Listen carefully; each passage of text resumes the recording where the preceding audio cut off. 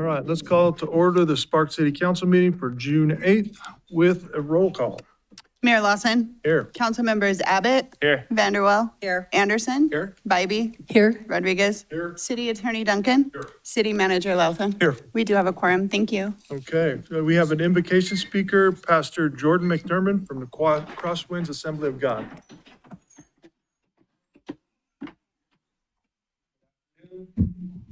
Thank you for allowing me to pray today. Let's bow our heads. Heavenly Father, we thank you for the opportunity to gather today and that we live in a free nation and in a free city, one nation under God. And so we thank you for this privilege of enjoying freedom today, Lord. And your word says that if anyone lacks wisdom, let them ask of God, who gives willingly and without finding fault, and it will be given. So I ask for wisdom today upon this meeting, every decision that's made, that we would not be wise in our own eyes, but that we would seek the wisdom from above. And I know that the Bible says this: trust in the Lord with all your heart, lean not on your own understanding. In all your ways, acknowledge him, and he will make your paths straight. So Lord, may there be a straight path ahead of us today, and bless this city council meeting in the name of Jesus. Amen. Amen. Mr. Rodriguez, will you lead us in the pledge? Please join me. I pledge allegiance to the flag of the United States of America and to the republic which stands one nation under God, indivisible, with liberty and justice for all. All right, let's move on to public comment. I'm going to start with Walt Rosenberg.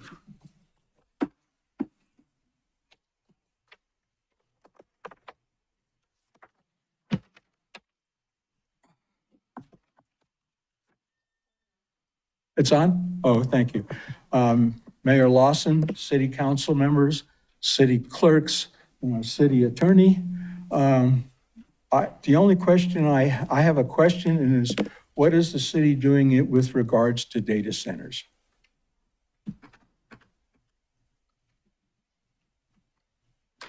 We'll, it's a public comment, not public discourse, so I can have Mr. Rundle, is he in the room yet? Yes, he can talk to you.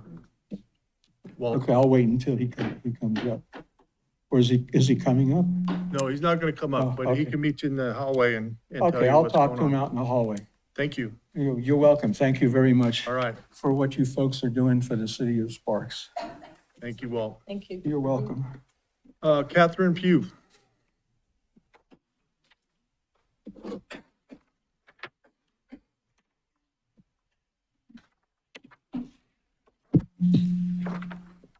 Good afternoon. My name is Catherine Pugh, and I reside in the city of Sparks for over 50 years now. My husband Leonard has lived here his entire life. Our Wingfield story began in 1997 as we began to become captivated by advertisements. A masterful golf community planned by nature. In addition, there was a promise of quality control. The value of a home and/or lot at Wingfield Springs will be preserved and encouraged to appreciate through a 3-tiered quality control program. And there were still more enticements. Founders Club privileges. Well, that sounded good to us because it was a special program that was reserved for the first purchasers of custom home sites at Wingfield Springs. 20 free rounds of golf per lot per year for life. And we weren't even that old yet. If you build it, we will come. And so we did. You see, over our 49 years of marriage, we've really watched Sparks grow. We started our married life not far from here on 716 H Street and Pyramid Way, catty corner from Sparks Florist. Then 5 years later, in 1982, we moved to a quieter location at the edge of town. Our home backed up to Vista, and my kitchen window looked out at the cows across Vista on the D'Andrea Ranch. As Sparks evolved and the D'Andrea Ranch developed, We moved in 1990 just south, about 3 blocks, but definitely off of Vista, which by now was a real boulevard. So living on Jitney Drive in a matter of about 5 years, we watched the small cow pasture immediately behind our home transform into a housing development and a middle school. Things change, it's just a way of life. But now we long to find a way of life that could promise more open spaces and a development with a plan. We would be empty nesters soon after raising 3 sons and retiring from lives spent working with children, myself as a teacher and my husband in juvenile services. We wanted to purchase a home that warranted an established plan. No more home purchases only to find more traffic, new homes, and a middle school in our backyard. In Wingfield Springs, we saw not just a plan, but an established master plan. They built it, they packaged it, and we live here today because we trusted it. In closing, I would just like to say thank you to all of you for the jobs you do. Thank you. Thank you, Catherine. All right, Anna Savala?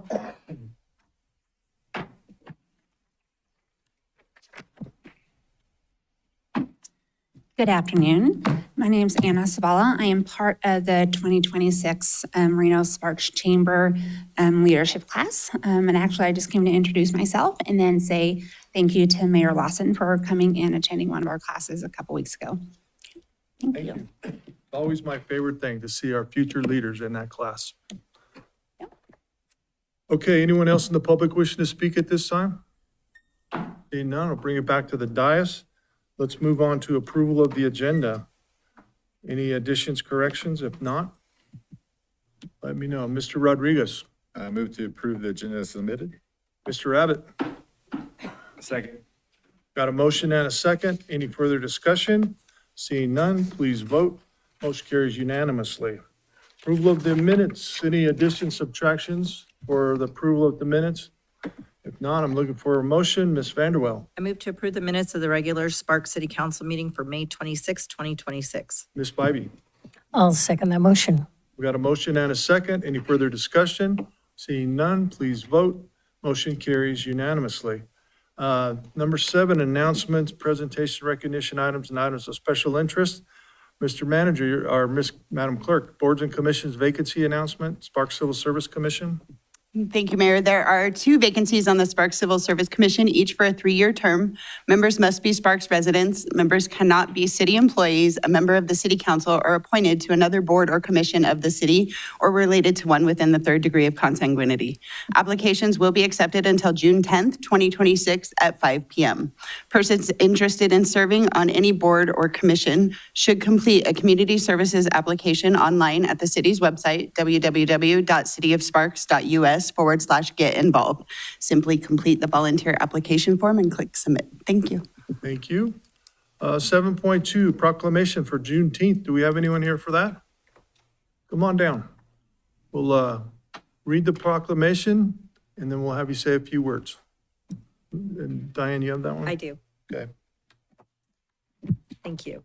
Whereas Juneteenth, also known as Freedom Day and Emancipation Day, marks June 19th, 1865, when Union soldiers brought word to Galveston, Texas, that the Civil War had ended and all enslaved people were free, over 2 years after the Emancipation Proclamation. And whereas for 36 years, the Northern Nevada Black Cultural Awareness Society, NIPCAS, has led our region's Juneteenth celebration promoting education, unity, and appreciation for African history and culture. And whereas this annual event offers our community a time to reflect on the progress made, honor the contributions of African Americans, and recommit to the pursuit of freedom, justice, and equality for all. And whereas the Juneteenth celebration features music, art, learning, and fellowship, reminding us of the resilience and richness of African American culture. Now, therefore, I, Ed Lawson, Mayor of the City of Sparks, do hereby proclaim June 19th, 2026 as Juneteenth Celebration Day in the City of Sparks, and encourage all citizens to participate in this important event and join in building a more inclusive and united future. Okay. Give us your name for the record and go ahead and say a few words if you'd like. Yeah, Alex White III, President of Northern Nevada Black Cultural Awareness Society. I'm honored to accept this on behalf of the community and thank you. Fun fact, it's actually our 38th annual celebration, but again, truly humble and thank you for this. This is true progress, and as I said in the media this morning, Juneteenth is not Black history or just Black history, it's American history, and I think this really demonstrates us moving forward, so thank you. Okay, thank you. We're going to now have you take a picture with Councilwoman Vanderwell for the millions of YouTube viewers we have.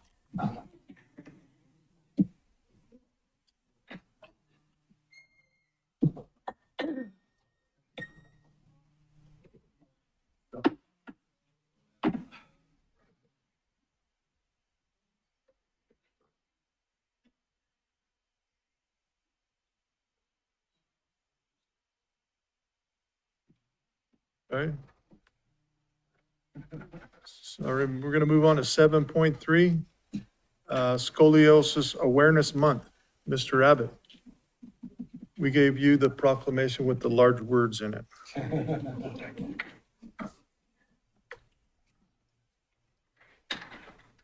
heard a joke, but I wasn't able to respond. And it's long. Yeah, it's always the medical ones. Thank you so much. It's an honor. I don't see Kyle, so I'm not sure if yeah, interesting. So, okay. Whereas scoliosis is a medical condition characterized by an abnormal curvature of the spine affecting between 2 and 3% of the population, or an estimated 7 million people in the United States. And whereas scoliosis is a condition that can develop in individuals of any gender, race, age, or economic status, often without a known cause. And whereas an estimated 1 million scoliosis patients seek healthcare annually, and approximately 1 in each 6 children diagnosed with this condition may require active medical intervention to prevent further progression. And whereas the primary age of onset for scoliosis is between 10 and 15 years old, with females being 5 times more likely than males to develop a curve magnitude that necessitates treatment. And whereas untreated scoliosis can lead to a physical discomfort, reduced mobility, and in severe cases, impact lung and heart function, underscoring the importance of early detection and intervention. And whereas scoliosis screening programs provide critical opportunities for early diagnosis and treatment, which can minimize the need for invasive procedures and improve quality of life. And whereas Scoliosis Awareness Month serves as a vital reminder to educate communities about the importance of routine screening, available treatment options, and support resources for individuals and families affected by scoliosis. Now, therefore, on behalf of Ed Lawson, the Mayor of the City of Sparks, do hereby proclaim June 2026 as Scoliosis Awareness Month and encourage all residents to learn about scoliosis, recognize its signs, support awareness initiatives, and advocate for early detection and treatment to ensure the well-being of our community.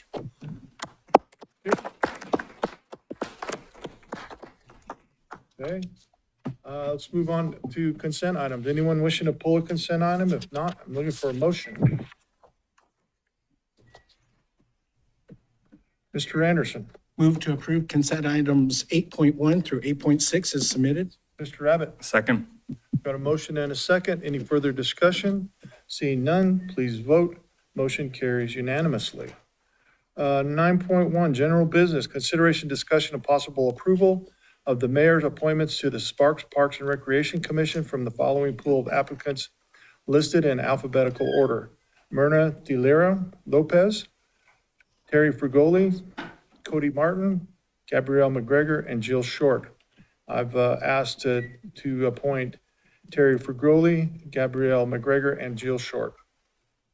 Any discussion? If not, I am looking for a motion. Mr. Abbott, I move to appoint Jill Short, Terry Frugoli, and Gabrielle McGregor to the Sparks Parks and Recreation Commission, each with terms ending June 30th, 2029. Mr. Rodriguez. I'll second.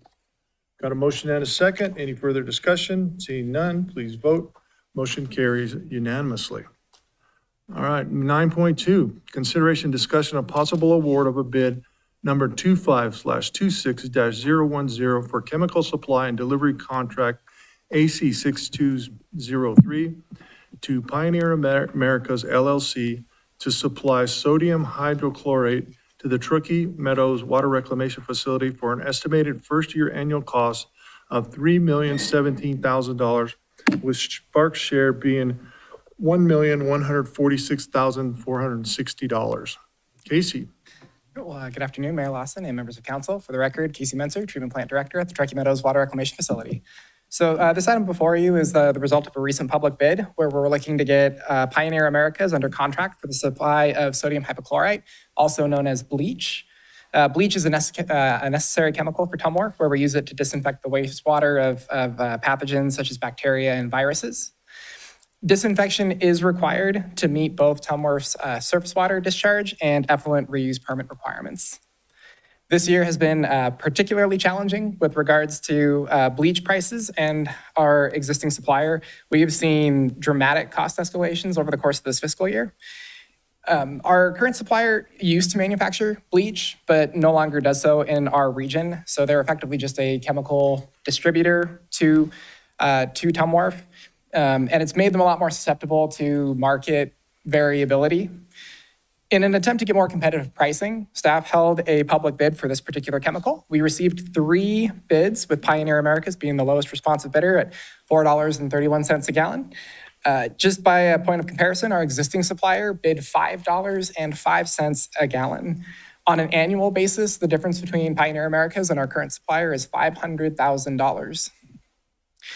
Tumwharf regularly receives bleach already manufactured by Pioneer Americas through our current vendor, and so this agreement is effectively us going straight to the source, going to the chemical manufacturer themselves rather than using a chemical distributor. This is a 1-year fixed term with up to 9 mutually agreeable extensions. It does enable the city manager to approve certain unit cost increases during term extensions of less than 10%, as well as intra-term adjustments due to market volatility, so long as they're consistent with a particular price index associated with chemicals of this nature.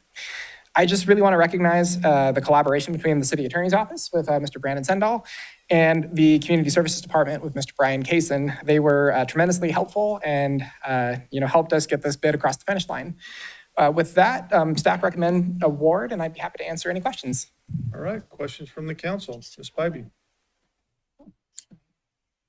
Casey, thank you so much for pursuing. I know the chemical costs have just been skyrocketing more than most other things we have to pay for. And obviously, you can't run the plant without the chemicals. So really appreciate the work for the whole team did to find another bid, and really getting rid of the middleman makes a whole lot of sense. And I think that probably was the difference in the cost. And can't thank you enough. $500,000 is a lot. And then for extension, year by year, just makes a lot of sense. So thank you. Job well done. Thank you. Okay, anyone else? Okay, if there's no other questions, I'm looking for a motion. Ms. Bybee? Right. Thank you, Mr. Mayor. I move to approve bid number 25/26-010 for a chemical supply and delivery contract AC 6203 to Pioneer Americas LLC to supply sodium hypochlorite to the Truckee Meadow Water Reclamation Facility for an estimated first-year annual cost of $3,017,000, with Sparks' share being approximately $1,146,460. Mr. Rodriguez? I'll second. We've got a motion and a second. Any further discussion? Seeing none, please vote. Motion carries unanimously, Thank you. I think.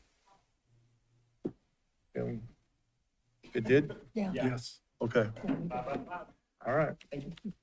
9.3, consideration, discussion of possible adoption of a joint resolution number 3488 between the City of Reno, City of Spark, Washoe County, and the Housing Authority of the City of Reno of intent to participate in the governance of Housing Authority of City of Reno as a regional housing entity operating in and for the benefit of County of Washoe, State of Nevada, in furtherance of Assembly Bill 103, enacted in the 83rd session of the Nevada Legislature. Did you write that? No. Amy, you're up. Good afternoon, Mayor Lawson, members of council. My name is Amy Jones, Housing Specialist.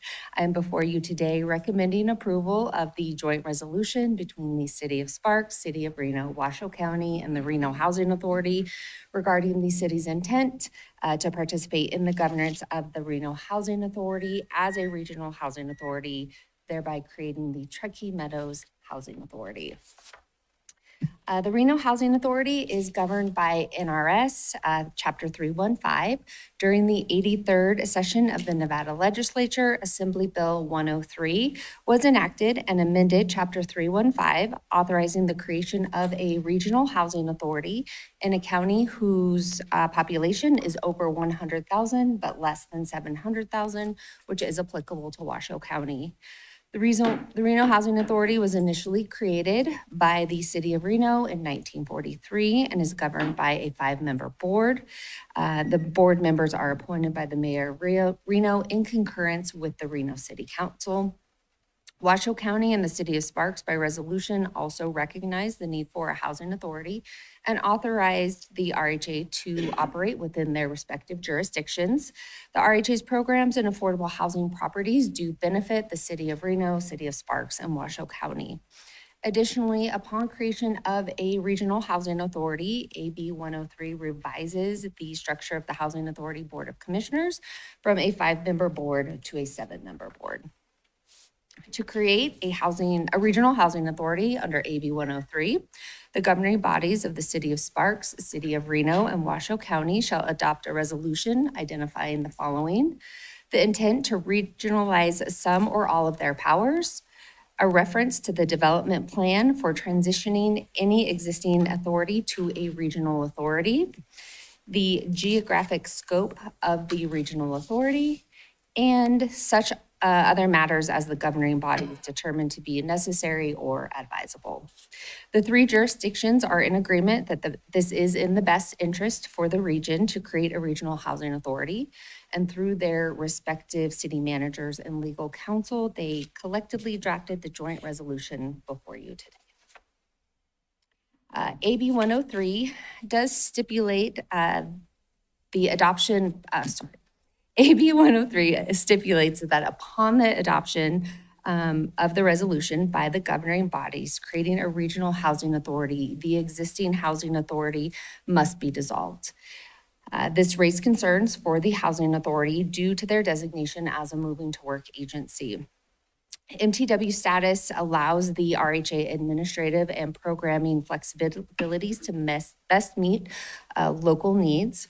The Housing Authority was informed by HUD that should the Housing Authority be dissolved, it would result in the Housing Authority losing that move-in to work status. And losing that status would be detrimental to the Housing Authority's current clients as well as to Washoe County.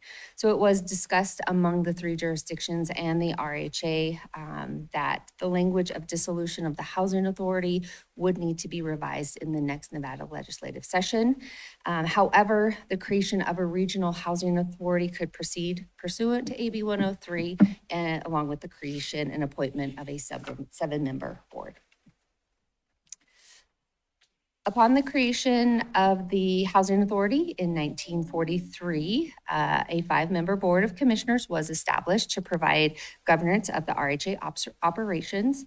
HUD does require 1 member of the Board of Commissioners to be a participant in one of the programs administered by the Housing Authority. The board members are appointed by the Mayor of Reno in concurrence with the Reno City Council. Historically, 1 or 2 members of the Reno Council have served on that board, and the remaining members are selected from the general public. AB 103 revises the composition of the Board of Commissioners to include 7 members to be appointed as follows. 2 persons appointed by the governing body of Washoe County, 2 persons appointed by the governing body of the City of Reno, 2 persons appointed by the governing body of the City of Sparks, and 1 person who is a current participant of a program within the Reno or the Housing Authority appointed by the Executive Director. Some of the key provisions of the joint resolution between the City of Reno, City of Sparks, Washoe County, and the RHA. contain the following. Section 1 creates the Truckee Meadows Housing Authority, and RHA will file a certification with the Secretary of State as doing business as the Truckee Meadow Housing Authority. Section 2, upon adoption of the joint resolution and in accordance with the spirit of AB 103, the Sparks City Council will appoint 2 members to serve on the new Truckee Meadows Housing Authority Board of Commissioners. Section 3 details the term limits. Upon initial appointment, each jurisdiction shall appoint 1 member for a 2-year term, 1 member for a 3-year term to allow for staggered terms, and subsequent members will be appointed by the councils, and the commissions must be appointed for a term of 4 years, and there is a maximum of 3 total terms. Section 4 addresses the appointment and term of the program participant. This again will be appointed by the executive director and must be a participant of a program administered by the newly Truckee Meadows Housing Authority. The appointee must be appointed for a term of 4 years and can serve a maximum of 2 terms. Section 6, the City of Reno shall reappoint 2 of its existing RHA Board of Commissioners, one of which is the chair of the board. Section 8, the current chair of the Board of Commissioners will retain that position until the new next Board of Commissioners election in December of 2027. Section 9 addresses the voluntary resignation of the current board members. Upon appointment of new commissioners by each appointing authority, the currently appointed commissioner shall voluntarily resign, and the new Board of Commissioners shall be seated at the next regularly scheduled RHA/Truckee Meadows Housing Authority Board meeting. And Section 11 does address the dissolution of the RHA. Again, as mentioned before, the RHA shall not dissolve as specified in AB 103. Rather, all parties agree to work cooperatively in the next session of the Nevada legislature to remove the dissolution requirement to avoid compromising RHA's moving to work status. So next steps, the Reno City Council adopted the resolution on June 3rd. The Washoe County Board of Commissioners will be voting on the adoption at the June 16th meeting. Should all 3 jurisdictions adopt the joint resolution, the Reno Housing Authority Board of Commissioners will vote on adoption at their June 23rd meeting. Upon adoption of the joint resolution, each of the governing bodies for the City of Sparks, City of Reno, and Washoe County will appoint 2 members to serve on the newly created Truckee Meadows Housing Authority at a subsequent city council or county commission meeting, and this could tentatively happen in July. And finally, the newly appointed members will be seated at the next scheduled meeting of the Truckee Meadows Housing Authority. Based on this tentative timeline, that could be August. A recommended motion is listed on the slide. That concludes my presentation. I'm happy to answer any questions. Questions from the council? All I can say, this is about time. Sparks gets a say-so in this. They do great work at Reno Housing Authority, don't get me wrong. Absolutely. But it's about time that Sparks was on that board also, since a good percentage of their work is done here in Sparks. So thank you. Do you have anything you want to add? Okay. All right. All right. So with that, then I'm looking for a motion.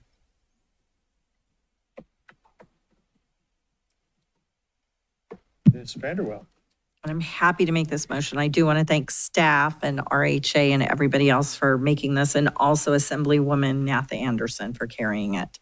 So I move to approve the adoption of the joint resolution number 3488 between the City of Reno, City of Sparks, Washoe County, and the Housing Authority of the City of Reno regarding the city's intent to participate in the governance of the Housing Authority of the City of Reno as a regional housing entity to continue to operate in and for the benefit of Washoe County in compliance with AB 103, 2025. Mr. Rodriguez. Happy to second.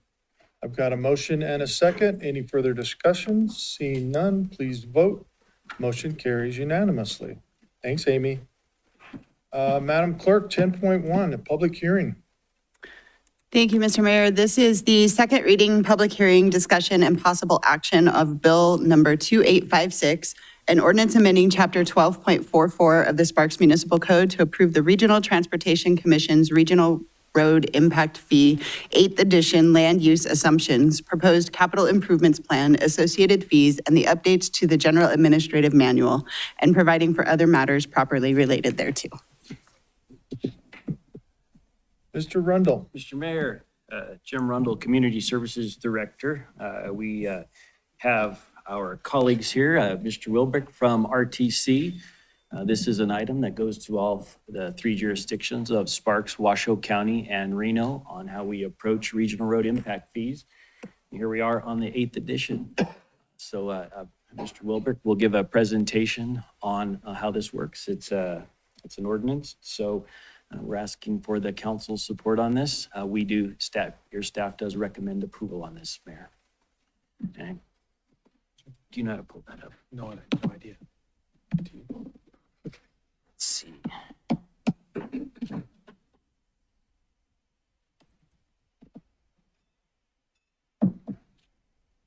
Julie, could you come?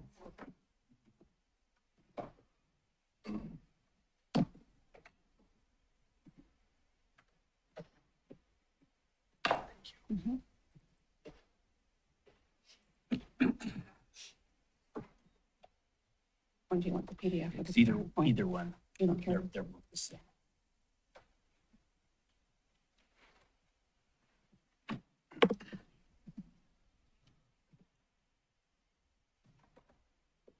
All right.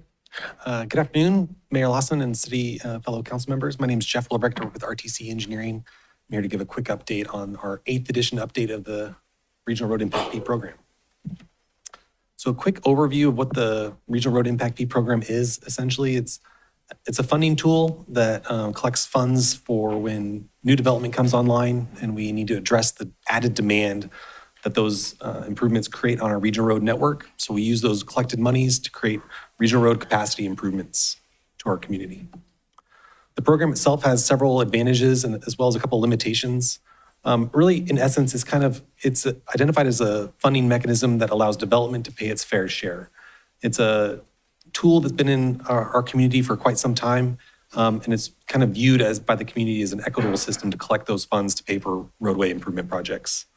Some of the limitations of the funds themselves is they cannot be used for operating costs, they can't be used for maintenance, and they can't be used for non-capacity related road improvements such as trees and things like that.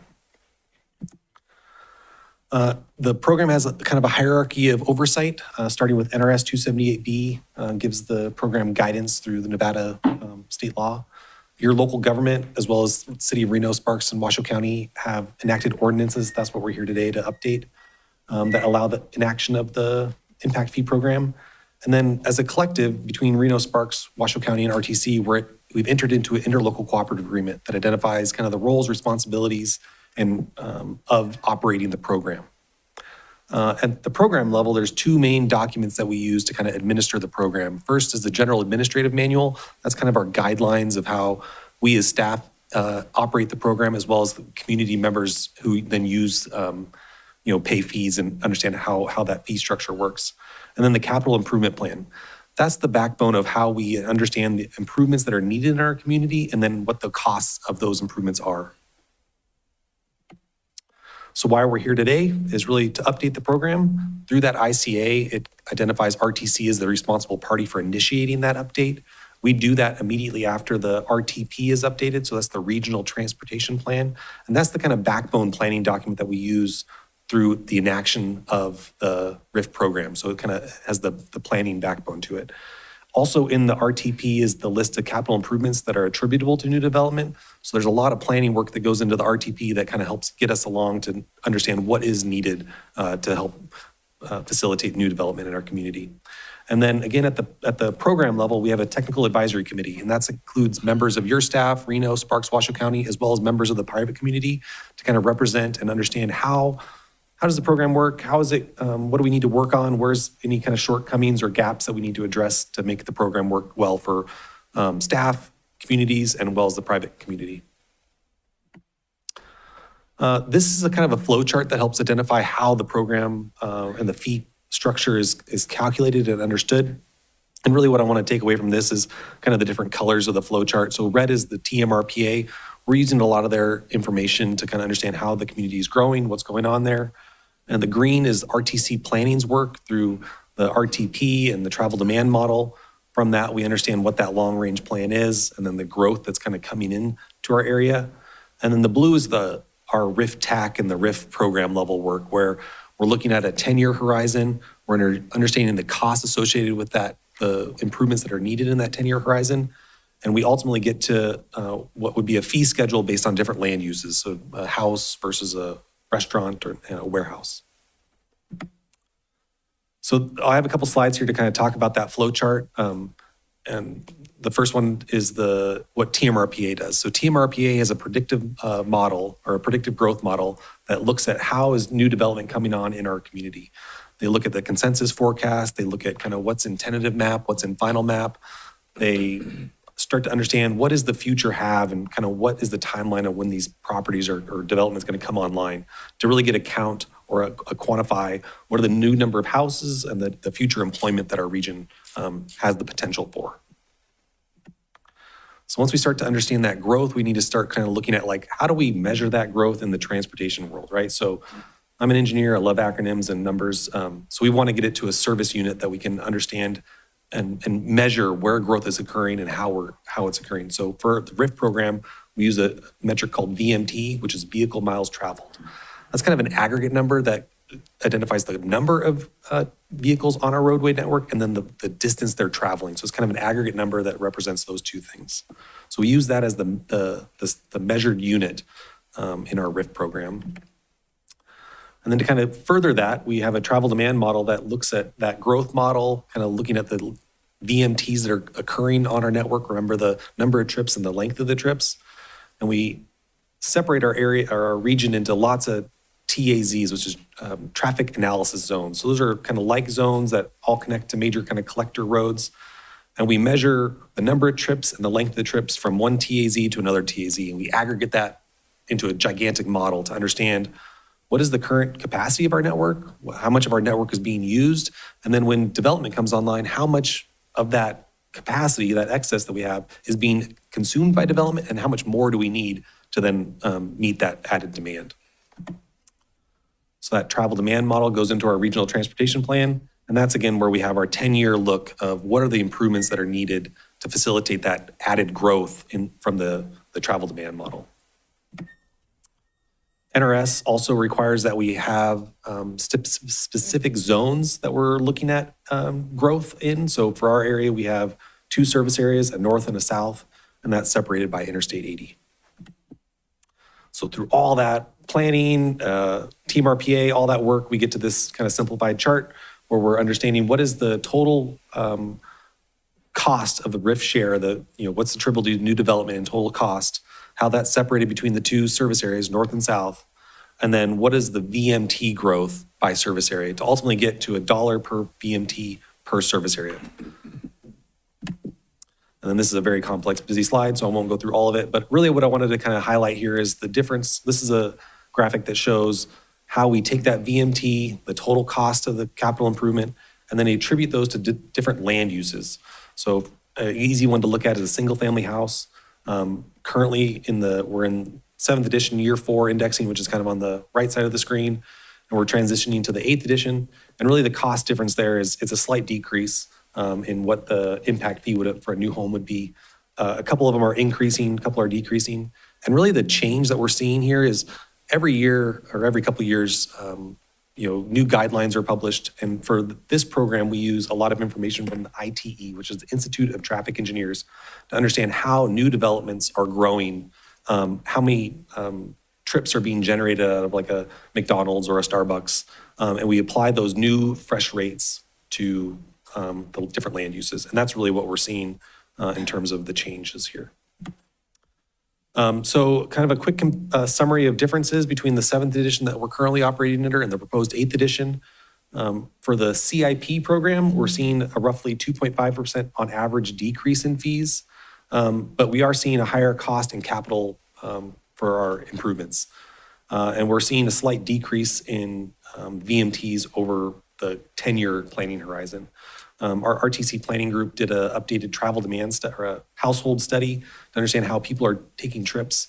And that's really what has caused that last kind of final bullet point in the decrease of trips. On the general administrative manual, that guidance document that staff uses to kind of administer the program, we did update a couple things to just clarify it, make sure our organization responsibilities were clear, just kind of a cleanup process. And then we aligned land uses with local ordinances. So I know data centers and logistics centers have kind of been a hot topic lately. We wanted to make sure that we were specifically calling those out so that they're being captured appropriately and correctly in the program. And then we aligned just terminology, again, just to make all these related documents talk nicely to each other. So we made those kind of updates. The last thing to kind of quickly highlight is the business impact statement. So recently through the last legislative session, Assembly Bill 444 required that a business impact statement be prepared for any kind of changes to business impact fee programs. So we did conduct that this past year. And a couple findings out of that business impact statement was that the 8th edition is not expected to impose a direct or significant economic burden on businesses. And the second finding is that while some business types have some increases, others have slight decreases to the proposed fee schedule. The next steps for the overall adoption process is actually I've gone to your planning commission. I've gone to the planning commissions of Washoe County and Reno as well. I've also gone to their city council meetings. And so this meeting is actually my last meeting until we are able to adopt the program. And then we'll give a 30-day notice before these new fees are imposed, which is expected in July of 2026. And with that, I just want to say thank you to you all for letting me speak. And then a big thank you to your staff. You know, this is a regional program that really requires everybody to work together. So thanks to Amber, Sienna, and Jim for facilitating all this work. Thanks, Jeff. Any questions from the council? Just curious, as you looked at determining what the new fees are and that it's 2.5% decrease, VMTs are down, so that's part of your factor, I would guess, but your CIP costs are higher. Yeah. So where does the funding come if this is lower? How do you cover those CIP costs? Where's the money coming from? Yeah, so this is kind of separate. So the RTP program is looking at, it's a fiscally constrained planning document. And we're looking at all available funding sources, fuel tax, federal funds, formula federal funds, discretionary federal funds. And the thing about RIF is it only gets triggered when development occurs. And so if no development is occurring, there's no fees that are being collected and there's no improvements that are needed. So it's kind of a, you know, it's what's the difference is what this is intended to cover between after all those other fees or all those other funding sources are spent. Jeff, don't you get an impact fee if you alter your business, make it bigger? Yep, so that's a, Thanks, Jim. yep, that's a change of use. And so if you were to take If you your, make a change to your business, you're going to pay a new RIF fee. correct, if you were to take a single family house and turn it into like a old folks home, you're changing the use of that. You're causing new trips into the network. Thanks, Mayor. Jim Rundle, Community Services Director. And I think the term we're looking for there is an intensification. So if you come in to a warehouse and you choose to turn it to vehicle sales, RV sales, the intensification goes up and you will pay an additional RTC regional road impact fee. And that is the same fee across the entire region, Sparks, Reno, or unincorporated Washoe County. Okay. Ms. Vanderwell. Just a really quick question. When you're looking at for averages for VMTs, are you looking in the past or are you forecasting forward? It's a forecast forward. Is it? Okay, Yeah. then I answered my question. Perfect, thank you. Mr. Rodriguez. Thank you, Ms. Merritt. So that was 2 out of my 3 questions. So my last one, it's kind of like that ripple effect. So especially like how where mine and Councilwoman Bybee's board is, we're seeing a lot of growth. Now, I guess kind of like piggybacking off those 2 questions. So like for the Costco, for instance, in Sparks, sure, maybe development has to, build a new turn lane or something like that. But now we're looking at those businesses down the road. Is RTC looking at any of that or those roads? Because, I'll be honest, that road along Costco might have worked 10 years ago, but now it's pretty hairy, so.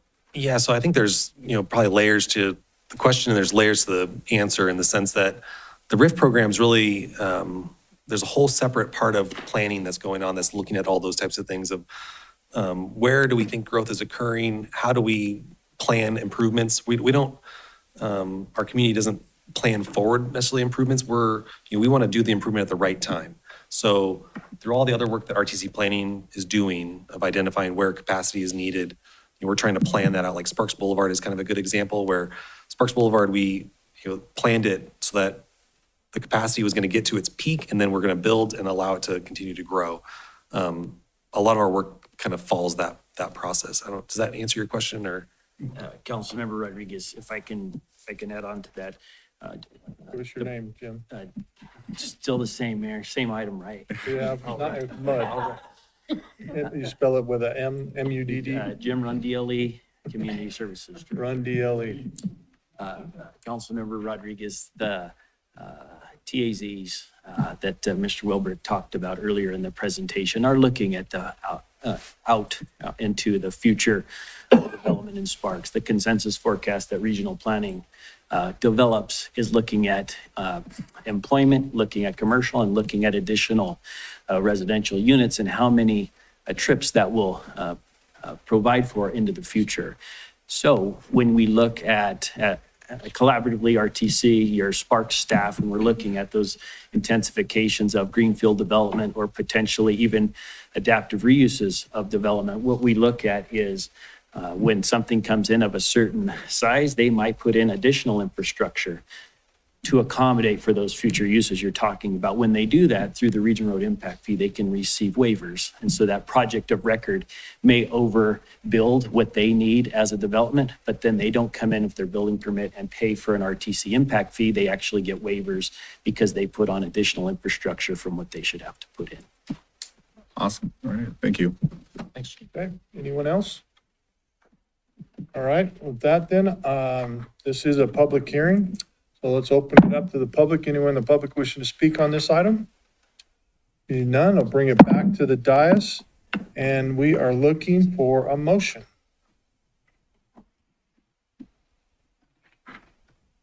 Mr. Anderson.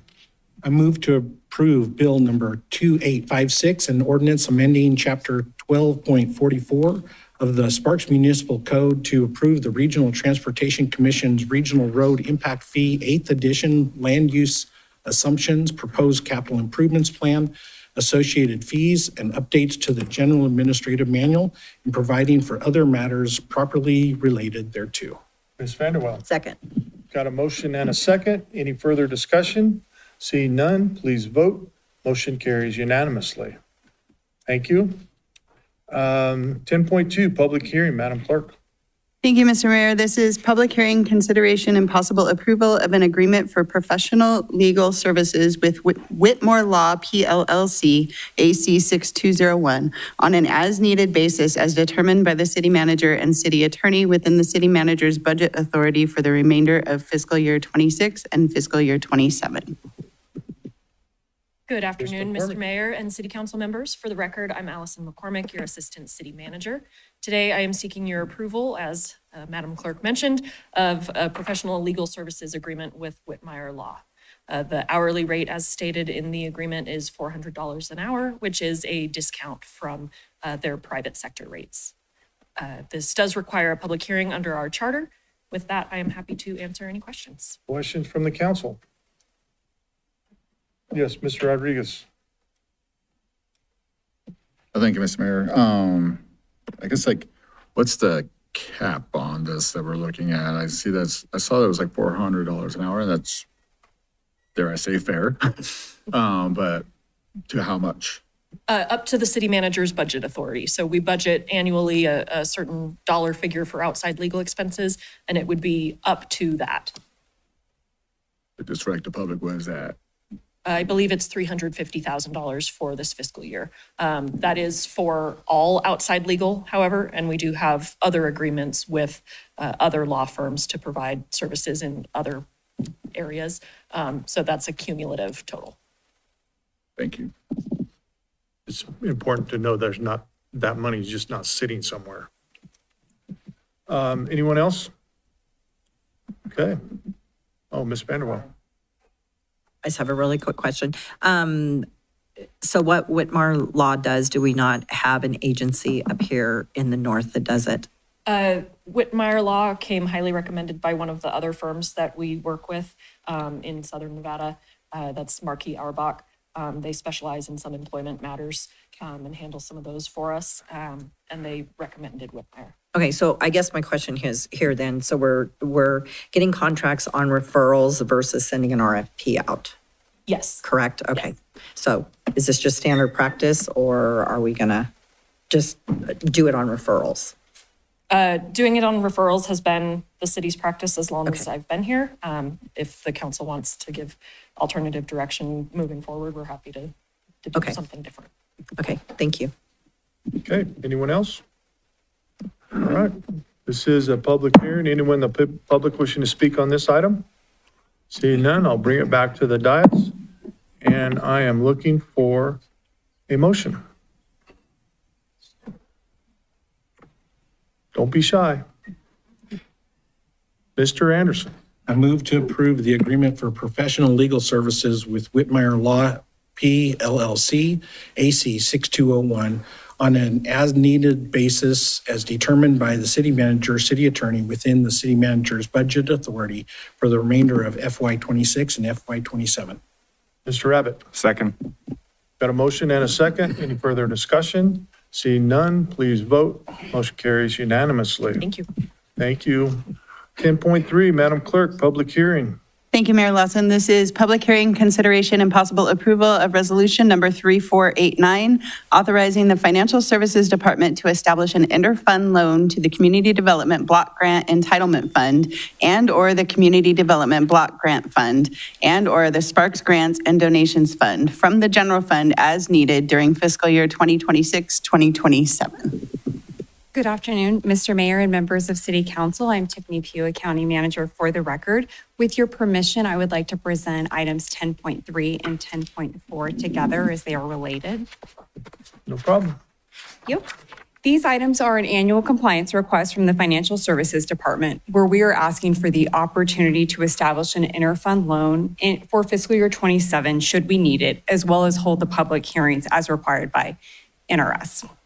The reasons for these requests is having negative fund even for one day, or negative cash in a fund for one day, is a violation of Nevada law. So having these interfund loans available would be a cash flow management tool that will allow us to stay in compliance. This year, we are requesting approval of two interfund loans. The first interfund loan would be from the general fund to the three funds that process transactions for grants. The first, Community Development Block Grant Entitlement Fund. Second, Community Development Grant Fund. And third, there are Sparks Grants and Donations Funds. These are operated on a reimbursement basis, so they may have periods where their cash becomes negative as we await reimbursement. The terms of the loan, should we need it, would be an amount not to exceed $1 million that is interest-free from the general fund for a period of less than 30 days. The second interfund loan would be from the Motor Vehicle Maintenance Fund to the general fund. And the reason we are requesting this interfund loan for fiscal year 27 is due to the declining fund balance for consecutive years in the general fund and allow us to manage our cash flow. The terms of this loan, should we need it, would be an interest-free loan in an amount not to exceed $1,200,000 from the Motor Vehicle Maintenance Fund for a period of less than 30 days. So in conclusion, we are requesting the opportunity to establish an interfund loan in advance for fiscal year 27. First, from the general fund to the three grant funds, and secondly, from the Motor Vehicle Maintenance Fund to the general fund, and conduct two separate public hearings. With that, I can answer any questions you may have. Questions from the council? Okay, we do this every year, so not a big deal. All right, then this is a public hearing. Anyone in the public wishing to speak on this item? Seeing none, we'll bring it back to the dais and looking for a motion. Mr. Abbott. I move to approve resolution number 3489, authorizing the Financial Services Department to establish an interfund loan to the Community Development Block Grant Entitlement Fund, the Community Development Block Grant Fund, and/or the Sparks Grants and Donation Fund from the general fund as needed during FY27. Ms. Bybee. I'll second that motion. All right, got a motion and a second. Any further discussion? Seeing none, please vote. Motion carries unanimously. You need any more information for 10.4, council? If not, I'm looking for a motion. Mr. Mayor, Oh, public hearing. I guess we could have the clerk read it first. yeah. Thank you. Thank you. This is public hearing consideration and possible approval of resolution number 3490, authorizing the Financial Services Department to establish an interfund loan to the general fund from the Motor Vehicle Maintenance Fund as needed during fiscal year 2026-2027. I was so close. Questions from the council? All right. This is a public hearing. We'll open it to the public. Anyone wishing to speak on 10.4? Seeing none, we'll close public hearing. I'm looking for a motion. Ms. Bybee. I move to approve resolution number 3490, authorizing the Financial Services Department to establish an interfund loan to the general fund from the Motor Vehicle Maintenance Fund of the City of Sparks as needed during fiscal year 27. Mr. Rodriguez. Second. Got a motion and a second. Any further discussion? Seeing none, please vote. Motion carries unanimously. Madam Clerk, 11.1. Thank you, Mayor Lawson. This is second reading, public hearing, discussion, and possible adoption of Bill number 2855 to modify a final approved plan for the Sparks Galleria to allow outdoor storage and sales areas in association with building materials, sales and supplies, and hardware stores with a garden center. Uses in the RCS 04 land use designation that consists of approximately 11 acres located at 4755 Galleria Parkway, Sparks, Nevada, APN 510-48106 in the NUD New Urban District, Sparks Galleria Plan Development Zoning District. Danny. Good afternoon, Mayor, members of the City Council. My name is Danny Ray. I'm Senior Planner. And I'm here to present this item to you today, which is an amendment to the Sparks Galleria Plan Development Handbook. So on this slide, you can see the red boundary of the blue boundary of the 183-acre Sparks Galleria Plan Development. Outlined in red is the approximately 11-acre subject site that's located east of Pyramid Way, west of Galleria Parkway, and south of Shoppers Way and north of Disc Drive. So the site is currently developed with Home Depot. It's 102,489 square foot building in the retail, commercial, service, and office, or I'll refer to as RCS 04 land use category.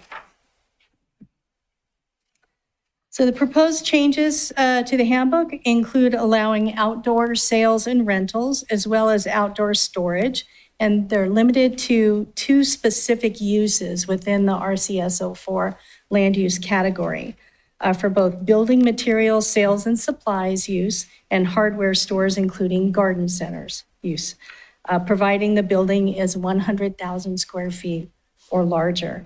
The Home Depot is the only building that satisfies that limitation within the plan development.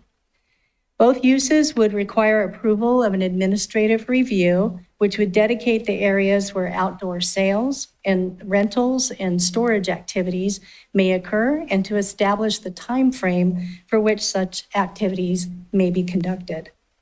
Of note, an administrative review, it's AR 260010, was received in the May application intake for the Home Depot. It's currently under review by staff and is dependent upon, approval of that is dependent upon approval of this handbook amendment. So this slide shows potential site plan that illustrates potential outdoor sales, rentals, and outdoor storage locations on the site should both this amendment and the administrative review be approved. So in blue, here, we see the outdoor storage locations where they put merchandise overflow.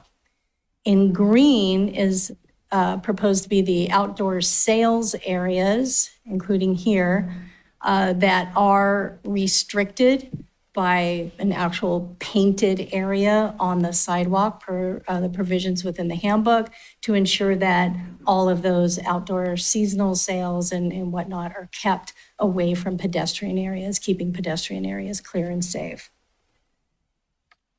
Also shown here is the outdoor rental location. You can see here in red, this is the fire access plan demonstrating fire access can be maintained with approval of the amendment and review and approval of an administrative review where access will be closely scrutinized. Outdoor sales may not exceed 10% of the building footprint of the associated principal use and does not require screening when located adjacent to the front sidewalk or storefront.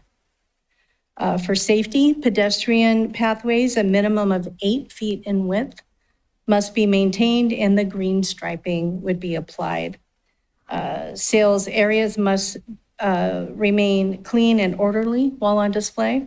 Similar to the requirements for outdoor storage, outdoor sales areas may not adversely impact drive aisles, pedestrian pathways, or adjacent properties.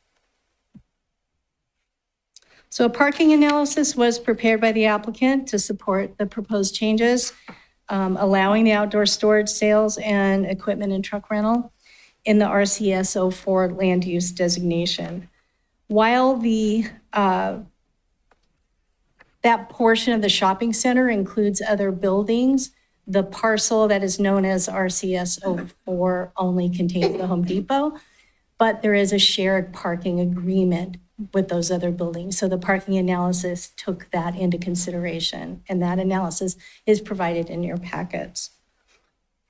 So there's a total of 540 parking stalls available in the shopping center currently, and the parking study finds a total of 356 parking spaces are required to support the current uses based on the parking standards in the handbook. So this concludes the background and analysis portion of the presentation. There are 10 findings that need to be made. I was able to condense these quite a bit. Yay, it's the last item of the day. So supporting PDA and PDB, the requested modifications to develop standards related to outdoor storage and outdoor sales are consistent with the comprehensive plan and the regional plan because the proposed modifications will facilitate flexibility and continued support of commercial uses in an area planned for commercial uses since 2004, promoting compact development in a location where infrastructure such as sewer, water, storm drains, and police and fire services are available. Supporting Goal MG6, Policy MG11, and Goal CC1, and is in conformance with the uses permitted in the regional plan Tier 2 land use designation.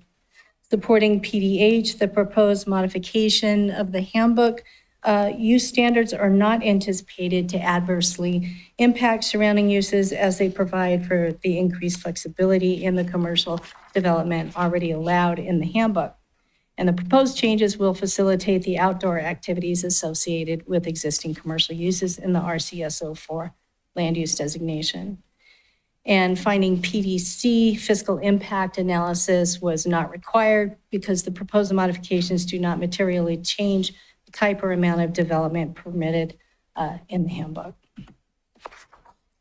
And for findings PDD, PDE, PDF, and PDG, the proposed amendment does not alter the type or amount of development permitted in the plan development, and the proposed amendment would permit, again, greater flexibility in the design of specific already allowed commercial uses within the RCS 04 land use designation. For these reasons, an amendment furthers the interest of the residents and owners and preserves the reliance of residents and owners upon the provisions of the plan and will not be materially impaired, and proposed changes are not anticipated to adversely impact properties within or surrounding the plan development supporting PDD, PDE, PDF, and PDG. And finally, for findings PEI and PDJ, as proposed, the changes will allow any interested party to pursue development within the planned development in the RCS 04 land use category. And public notice was given as required by NRS and Sparks Municipal Code on March 31st. As of noon today, there has been no public comment. So staff and the Planning Commission do recommend approval of this amendment to the City Council, and the recommended motion is here on your screen. And with that, I'm available for any questions. Questions from the council? Okay. This is a public hearing, so we'll open it up to the public. Anyone in the public wishing to speak on this item? Seeing none, we'll bring it back to the dais, and we are looking for a motion. Ms. Vanderwall. I move to approve Bill number 2855 to amend a final approved plan for the Sparks Galleria to allow outdoor storage and sales areas in association with building materials, sales and supplies, and hardware stores with a garden center. Uses in the Sorry. RCS 04 land use designation that consists of approximately 11 acres located at 4755 Galleria Parkway, Sparks, Nevada, APN 510-481-06, based on findings PDA through PDJ and the facts supporting those findings as set forth in the staff report. My apologies. I'll read that. My apologies. This is me not listening as usual. Okay, Mr. Rodriguez. Second. I got a motion and a second. Any further discussion? Seeing none, please vote. Motion carries unanimously. Thanks, Danny. All right, move on to 12.1, public comment. Anyone in the public wishing to comment? Seeing none, we'll call back to the dais. Announcement from the mayor, city council, city manager. Mr. Manager, you have anything? City council got anything? Okay, well then, we're up to our favorite subject. We're adjourned.